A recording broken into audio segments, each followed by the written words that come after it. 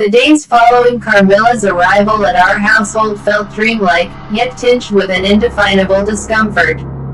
Her beauty was ethereal, her manners entrancing, but there was something beneath her surface that unsettled me. Despite her charm, a peculiar air of melancholy clung to her. Her presence transformed our quiet home into a place of mystery. Carmilla had a way of gazing at me that seemed to pierce through my soul. Her dark, almond-shaped eyes often lingered on mine with an intensity that was both thrilling and unnerving. When I asked her about her family or past, she would evade my questions with a smile, her voice soft but firm. The mystery of her origins added to the allure, yet it planted seeds of doubt within me. Not long after Carmilla's arrival, my nights became restless. I was plagued by vivid dreams of shadowy figures standing at my bedside, their faces obscured but their presence oppressive. The sensation of cold fingers brushing against my neck would jolt me awake. Upon opening my eyes, I would find nothing amiss, save for the faint outline of Carmilla's figure silhouetted by the moonlight as she stood by the window, her face unreadable.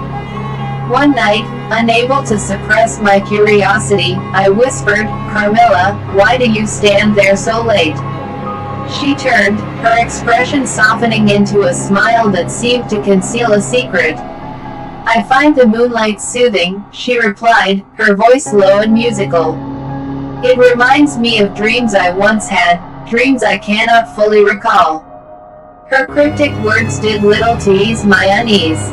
Her nocturnal habits became a subject of quiet speculation in my mind. During the day, Carmilla's demeanor shifted.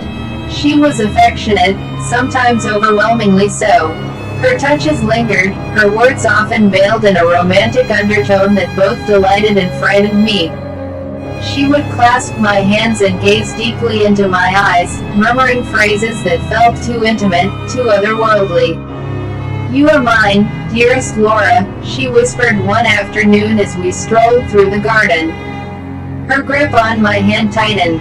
"We are bound together, you and I, in ways you cannot yet understand." Her words lingered in my mind, filling me with a sense of foreboding. I began to notice small peculiarities, her aversion to religious symbols, her refusal to eat during the day, and the way she seemed to retreat into herself when sunlight streamed too brightly into the room. The villagers whispered of a strange illness sweeping through the area. Young girls were falling ill, their vitality draining inexplicably. Their symptoms mirrored my own growing fatigue, weakness, pale skin, and a strange heaviness that seemed to press upon my chest at night. When I mentioned this to Carmilla, her reaction was peculiar. She seemed disinterested, brushing off my concerns with an enigmatic smile. "The villagers are always finding something to fear," she said. "It is in their nature to imagine monsters in the shadows." But I could not dismiss the unease growing within me. The stories of spectral visitors and unholy creatures began to feel uncomfortably close to home. One evening, as the sun dipped below the horizon, I wandered into the drawing room to find Carmilla seated by the fire. Her back was turned to me, her posture unnaturally still. As I approached, I called her name softly. She did not respond. When I placed a hand on her shoulder, she turned abruptly, her eyes wide with an expression of feral intensity. For a moment, I thought I saw her teeth glint unnaturally sharp in the firelight. Then, as quickly as it appeared, the wildness vanished, replaced by her usual serene demeanor. "You startled me," she said with a laugh, though her voice trembled slightly. I apologized, but the image of her face, contorted in a moment of unguarded emotion, haunted me. It was as if I had glimpsed a side of her she fought desperately to conceal. The final straw came during a visit to the old chapel on our estate.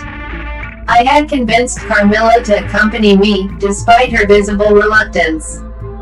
As we entered, the air seemed to grow colder, and I felt an inexplicable weight settle over me.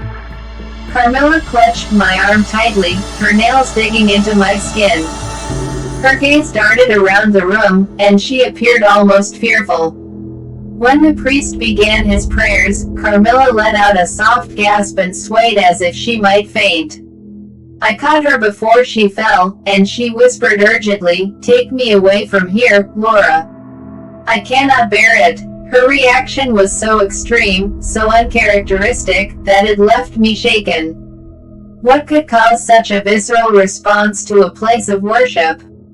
My suspicions deepened, and I resolved to uncover the truth about my enigmatic companion. Driven by a mix of fear and curiosity, I searched Carmilla's room one afternoon while she was out. Among her belongings, I discovered a small, leather-bound diary. Its pages were filled with writings in an unfamiliar language, but a few entries were in English. One passage caught my attention. "I am bound by hunger, by longing. She draws me closer each day, her warmth a beacon in the endless cold of my existence. But I must be cautious. If she learns what I am, it will all be lost." My hands trembled as I read the words. The implications were clear, yet too horrifying to fully comprehend. Who, or what, was Carmilla? That night, I confronted her. Holding the diary in my hands, I demanded answers. Carmilla's face was a mask of calm, but her eyes betrayed a flicker of fear. "You should not have read that," she said softly, stepping closer. "It was not meant for your eyes. Tell me the truth, Carmilla," I insisted. "What are you hiding from me?" For a moment, she seemed on the verge of confession. But then she smiled, a smile that sent chills down my spine. "You would not understand, dearest Laura," she said. "But know this, I would never harm you. You are everything to me." Her words were meant to reassure, but they only deepened my terror. That night, I locked my door and kept a candle burning until dawn. In the days that followed, Carmilla's behavior grew more erratic. She would disappear for hours at a time, returning with a pale, almost translucent quality to her skin. The villagers' whispers grew louder, their fear palpable. And my own health continued to decline, the strange dreams persisting with greater intensity. One morning, I awoke to find a small, puncture-like wound on my neck. The realization struck me like a thunderclap. The stories of the villagers, the mysterious illness, Carmilla's strange behavior, it all pointed to one horrifying conclusion. Carmilla was not merely a peculiar houseguest. She was something far more sinister, something ancient and predatory. Laura's dream is central to the psychological horror of Carmilla. It marks the moment when the boundary between the real and the supernatural begins to fully collapse. Laura falls into a deep, feverish sleep and experiences a terrifying vision that challenges her understanding of reality. In this dream, Carmilla appears not as the enigmatic but still human figure Laura has known up until now, but as a supernatural being, perhaps even a demonic entity. The imagery is rich with dark, Gothic symbolism, featuring Carmilla in a form that is at once both familiar and utterly alien. The transformation is both terrifying and mesmerizing. Carmilla's features seem exaggerated, almost otherworldly. Her eyes gleam with a predatory intensity, and there's a sense of malevolent energy surrounding her. In this dream, she takes on the role of a vampire-like creature, with all the sinister implications that this entails. Laura's vision becomes more nightmarish as Carmilla is depicted as a creature of darkness, feeding on her, draining her life force. The dream imagery is filled with vivid, grotesque details, the dark, cold, and oppressive atmosphere, Carmilla's unnatural strength, and the overwhelming sense that something vile and corrupt is taking place. Laura's inability to resist Carmilla in the dream is paralleled by her real-life physical frailty and emotional vulnerability. In this vision, Carmilla is no longer just a companion or a strange friend, but a powerful and predatory force, something that has been quietly feeding on Laura's vitality for some time. The imagery of the dream speaks directly to the fear of loss of control and autonomy, as Laura's body and mind are overtaken by an alien will, Carmilla's. It's not just that Laura is physically drained, it's that her very sense of identity and independence seems to slip away as she is absorbed by this supernatural presence. This sequence, while only a dream, plants a seed of suspicion and dread in Laura's mind, suggesting that Carmilla's obsession with her is not merely a passing fancy, but something much darker and more dangerous. The dream is more than just a product of Laura's fevered mind, it's a premonition, a glimpse into the true nature of Carmilla's hold over her. After waking from the dream, Laura feels an overwhelming sense of weakness and disorientation. Her body feels drained, as if the energy she had in the waking world was siphoned off during her sleep. She's physically weak, nauseous, and emotionally disturbed by the vividness of the dream.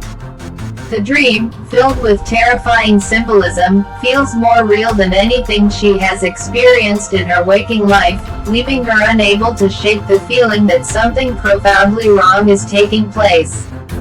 This moment marks a key turning point in Laura's realization that her decline in health is not purely physical but is connected to something far more sinister. She begins to suspect that Carmilla might not be entirely human, or at least not in the way she once thought. The dream, with its terrifying imagery, has introduced Laura to the possibility that Carmilla is a supernatural being, perhaps even a vampire, and that her mysterious affliction may be a consequence of Carmilla's influence. The dream itself is not just a representation of Laura's fears, it also becomes a vehicle for the psychological horror that characterizes much of the novel. The terror of the dream lingers long after Laura wakes. She cannot escape the vivid images of Carmilla feeding on her, and this feeds into her growing anxiety and paranoia. Her body, still weak and aching from the dream's emotional and physical toll, seems to reflect her inner turmoil. As Laura tries to make sense of what happened, she finds herself becoming increasingly paranoid about Carmilla's intentions. Yet, despite her fear, there is also an undeniable attraction. The strange bond between them, the very thing that makes Laura feel drawn to Carmilla even as she recoils from her, becomes stronger and more complicated in the wake of the dream.